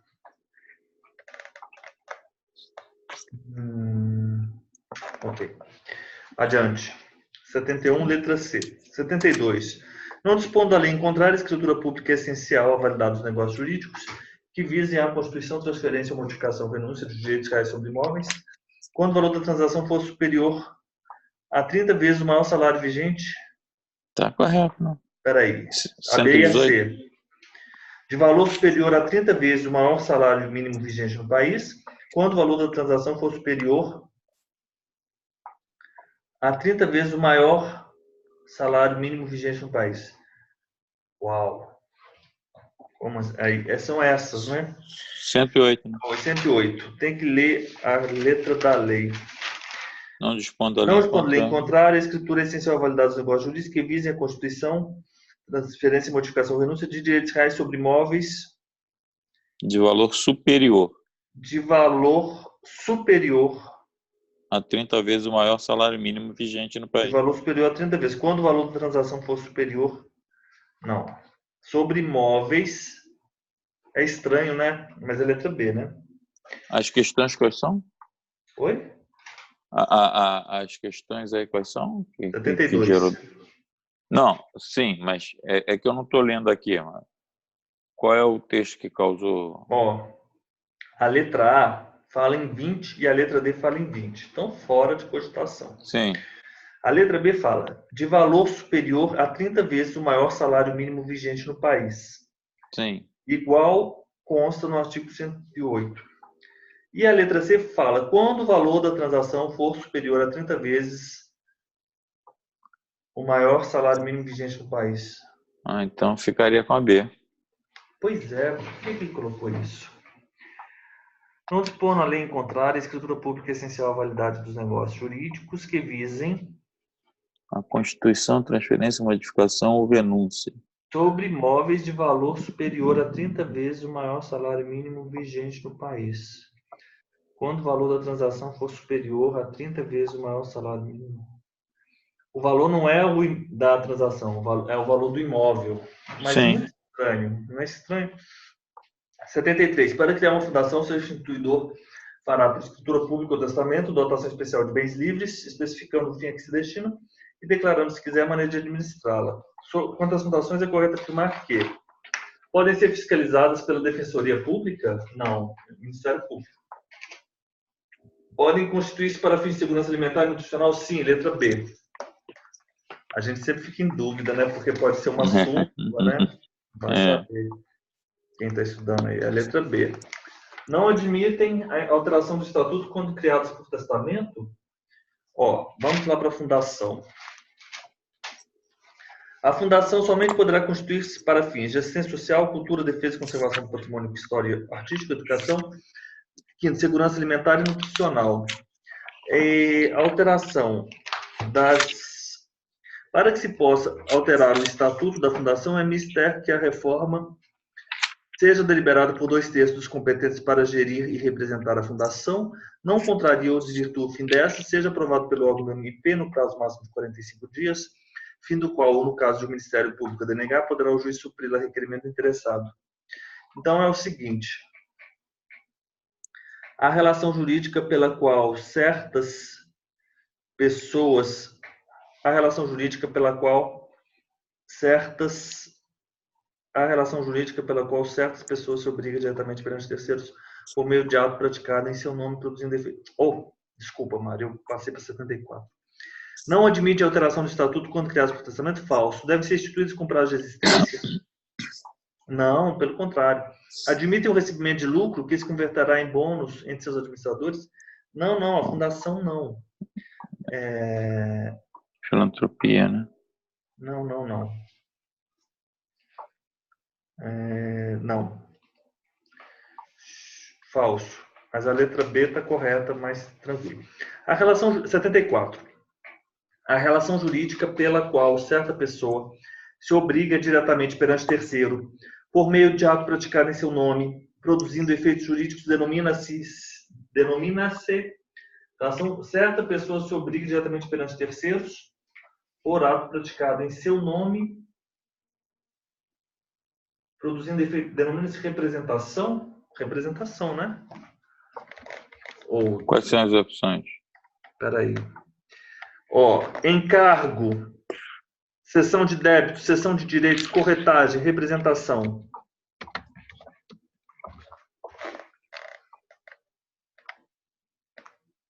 Vamos lá, vamos adiante. Representação. 116, representação. a manifestação de vontade pelos representantes. A relação jurídica pela qual certa pessoa se obriga diretamente perante terceiro, por meio de ato praticado em seu nome, por outro, faltou isso, produzindo efeito jurídico.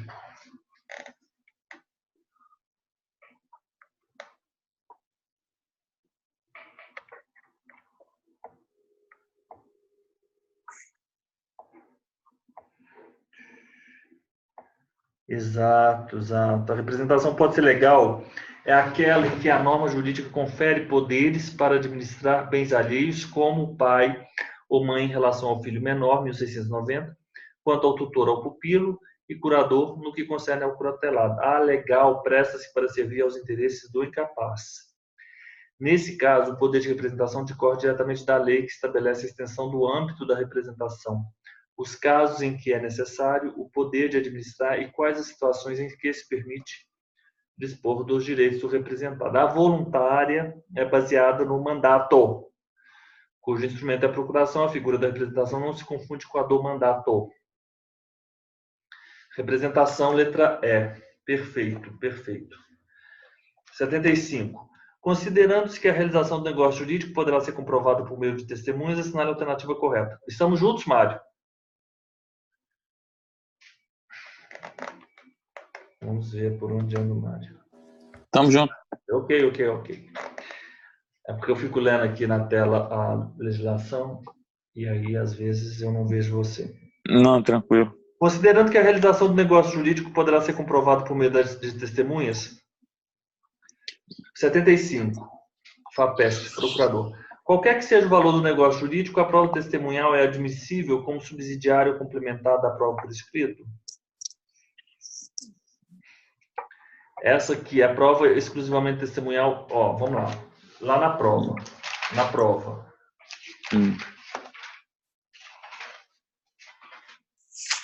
Na prova, vamos lá.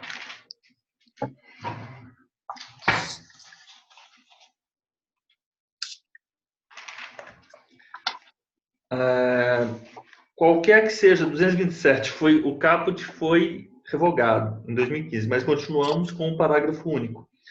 Qualquer que seja o valor do negócio jurídico, a prova testemunhal é admissível como subsidiária ou complementar da prova por escrito. 227, parágrafo único. 227, parágrafo único.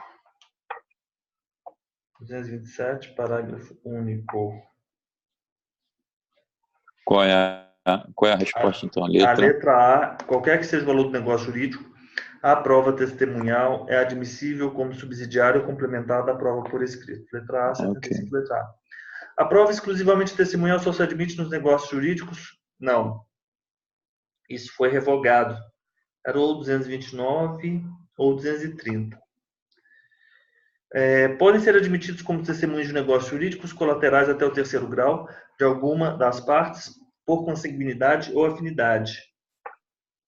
Não podem ser admitidos como testemunhas os interessados, 228, o interessado no litígio, o amigo íntimo ou o inimigo capital das partes, os cônjuges, os ascendentes, os descendentes e os colaterais até o terceiro grau de alguma das partes por consanguinidade ou afinidade.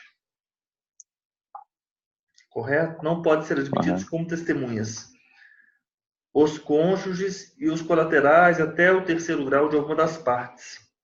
Falso. O cônjuge, bem como ascendente e descendente em qualquer grau, não. O cônjuge, ascendentes e descendentes colaterais até o terceiro grau não podem ser testemunhas. Letra D, equivocada.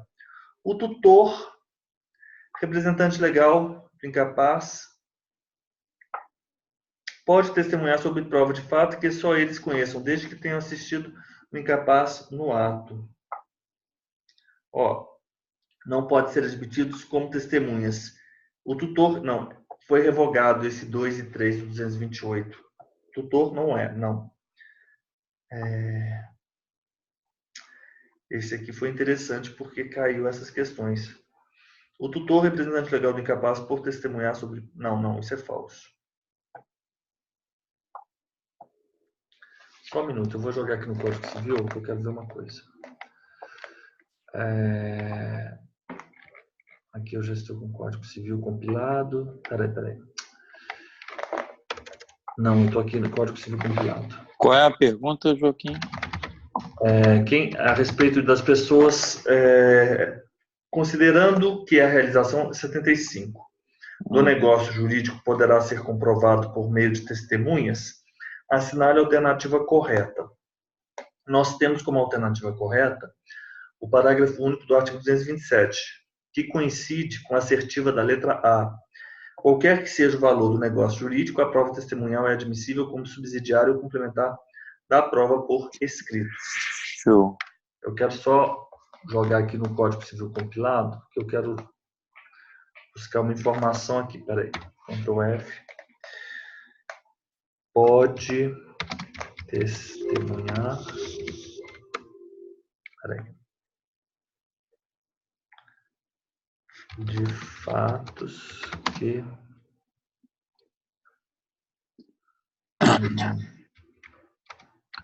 O parágrafo primeiro fala, para a prova de fatos que só elas conheçam, 228, pode para a prova, exato. Admitir para o a prova depoimento de, exato. Tá. Não, mas foi revogado aqui, porque é o seguinte. Mas para mim aqui não está constando como revogado, não. O artigo 228, 2 e 3. Não, sim. Mas o parágrafo primeiro diz que para a prova de fatos que só elas conheçam, pode o juiz admitir o depoimento das pessoas a que se refere este artigo. 2014. A única coisa que eu estou falando aqui de 2014. É o seguinte, é porque ele falava tutores e curadores. Representante. No 2 e no 3 é porque eu não consegui localizar o compilado aqui. Mas ele falava, o tutor representando o incapaz, o que foi revogado. Então, o tutor... Então, a letra E também não se enquadra. Interrompe-se a prescrição. Pendendo a ação de evicção? Não. Se tem ação de evicção, não corre a prescrição. Não corre a prescrição, não igualmente corre a prescrição, artigo 199. Pendendo a ação de evicção, 199.3. Pendendo a ação de evicção. Não estando vencido o prazo, não corre igualmente a prescrição. Pendendo condição suspensiva, não corre igualmente a prescrição, 199. Por qualquer ato judicial que constitui moro devedor, qualquer ato judicial, por qualquer ato judicial, sim, 5, que constitui moro devedor. Perfeito. E contra os absolutamente incapazes, não corre a prescrição, então interrompe-se a prescrição, letra D. 77. Salvo disposição legal ou convencional em contrário, computam-se os prazos, excluído o dia do começo, incluído do vencimento, mas os prazos fixados por hora contar-se-ão de minuto a minuto, né? Minuto a minuto. Onde estamos aqui dessa contagem? Peraí, tem que jogar aqui. Salvo disposição legal convencional, computam-se os prazos.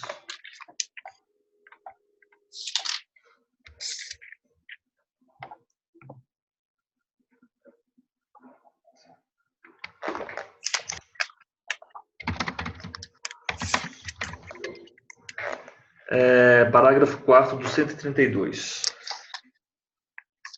132. Os prazos fixados por hora contar-se-ão de minuto a minuto. Aqui é da condição termo em cargo. Salvo disposição 132. Salvo disposição legal ou convencional em contrário, computam-se os prazos, excluído o dia de começo, incluído o do vencimento. Se o dia do vencimento cair em feriado, considerar-se-á prorrogado o prazo até o seguinte dia útil. Parágrafo 4º. Os prazos fixados por hora contar-se-ão de minuto a minuto. Ok. Então, aqui tudo bem, de minuto a minuto, 77, letra B. Vamos aqui, vamos continuar. Vamos até 80. Ok. 78. Assinale o conceito de condição em um negócio jurídico, acontecimento futuro incerto que depende a eficácia do negócio jurídico.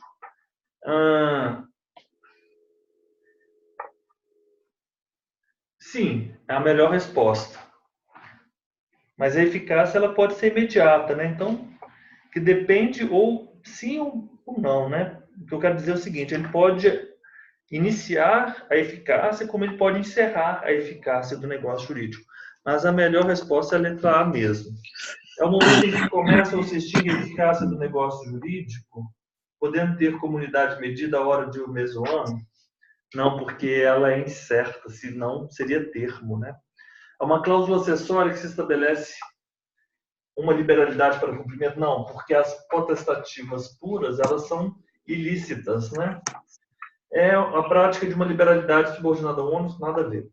É a cláusula que subordina a eficácia do negócio jurídico oneroso ao evento futuro incerto? Não, isso é termo. Não, letra A é a melhor resposta.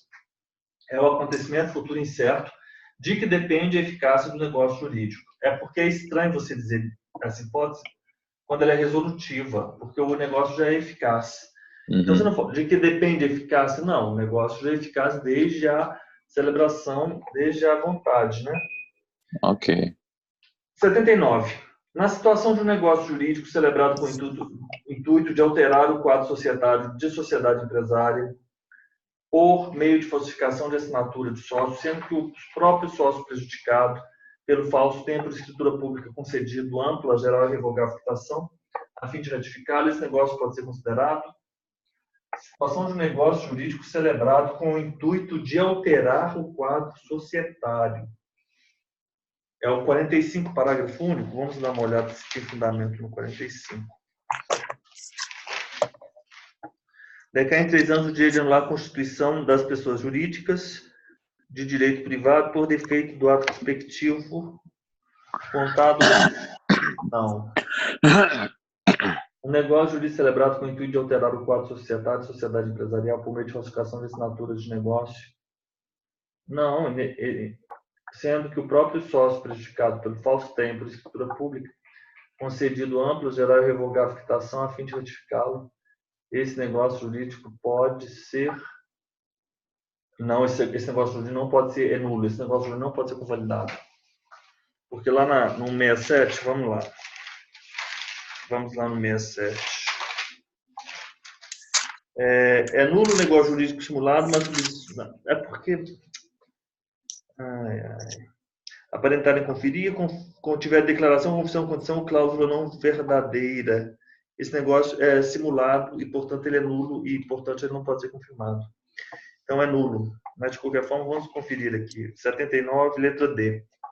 Correto. Mas eu vou ser sincero, quando se trata de negócio jurídico, essa questão aqui, eu sempre tenho dúvidas. Não é, Mário? Eu sempre piso em ovos ali, né? Eu acho que pode ser isso, mas assim... É porque é complicado. Porque você tem que pensar, mas pode ser que haja alguma coisa ali por trás que você não esteja se dando conta também, né? Mas é isso mesmo. Vai pelo artigo 67 e pelas regras pertinentes da simulação, não pode ser convalidado, etc. O ato de assumir a obrigação excessivamente onerosa, premido pela necessidade de salvar a sua pessoa, falou isso, é o naufrágio, é o estado de perigo. De dano conhecido. Já faço. Estado de perigo sujeito ao prazo credencial de 4 anos para a declaração de sua nulidade, contado da cessação do risco. Não. A coação é que é da cessação da coação. O único prazo diferente é o da coação. São sempre prazos decadenciais para se anular. Para se anular. Para se anular. O prazo de 4 anos para se anular, porque é declaratório, né? Sim. A decadência. Então, aí vai ser letra E, porque é da celebração do negócio jurídico. Correto. 80, letra E. Ok. Ô, Mário, eu fiz uma questão aqui, duas questões que eu quero mencionar antes de nós encerrarmos.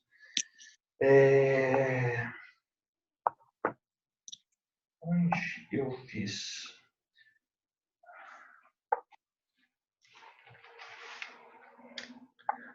Ó, a primeira coisa é o seguinte, de acordo, 81, de acordo com o Código Civil, toda pessoa tem direito ao nome, nele compreendido o prenome e sobrenome. A Lei de Registros Públicos e a atual STJ admitem a alteração do prenome, do sexo e gênero dos transexuais, mesmo sem a realização da cirurgia de transgenitalização. Agora, Sim. Mário, não é mais a palavra transexual. Essa questão do 81 ela está desatualizada. Agora você vai utilizar a palavra transgêneros, tá bom? Ok. Não Do é mais prenome, do transexual. sexo, gênero dos transgêneros. Porque nessa época, 2018, agora, a palavra que eles utilizavam no voto, informativo 608 e informativo 892.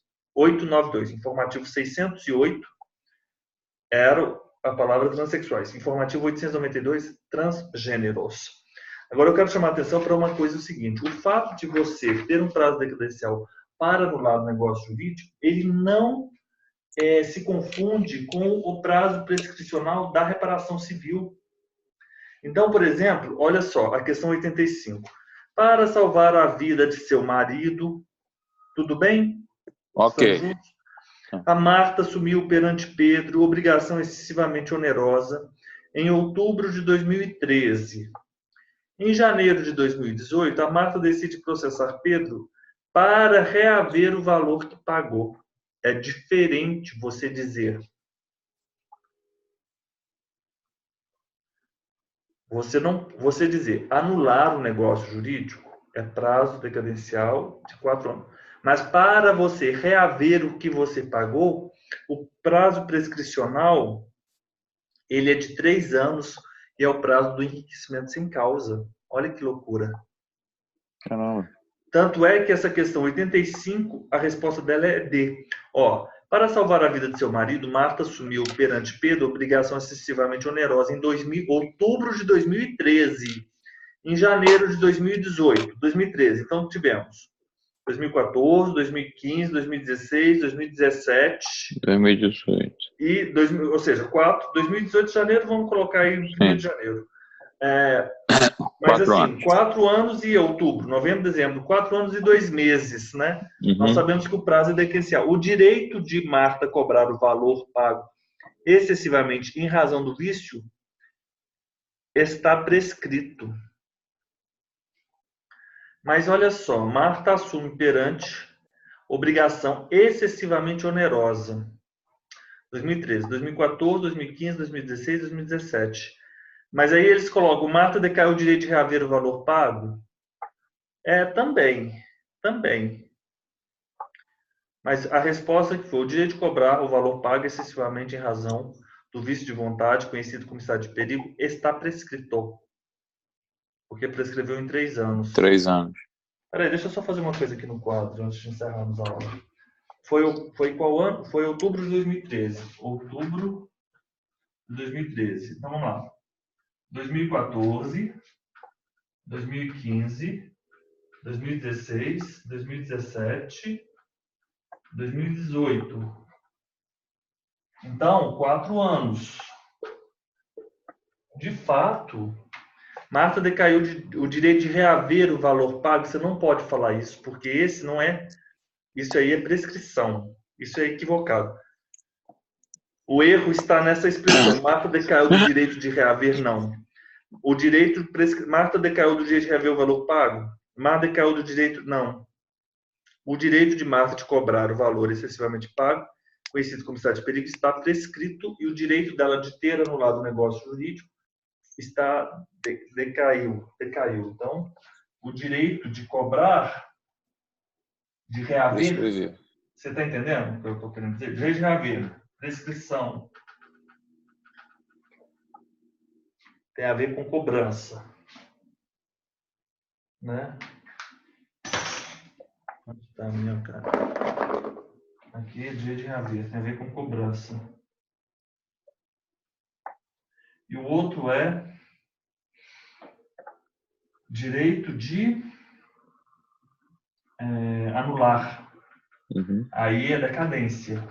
Você está vendo como isso é muito capcioso? Só mesmo queria chamar a atenção para isso aqui, tá bom? Fechado. Então tá, ó, deixa eu te pedir uma coisa. Então vamos encerrar agora a nossa aula. Amanhã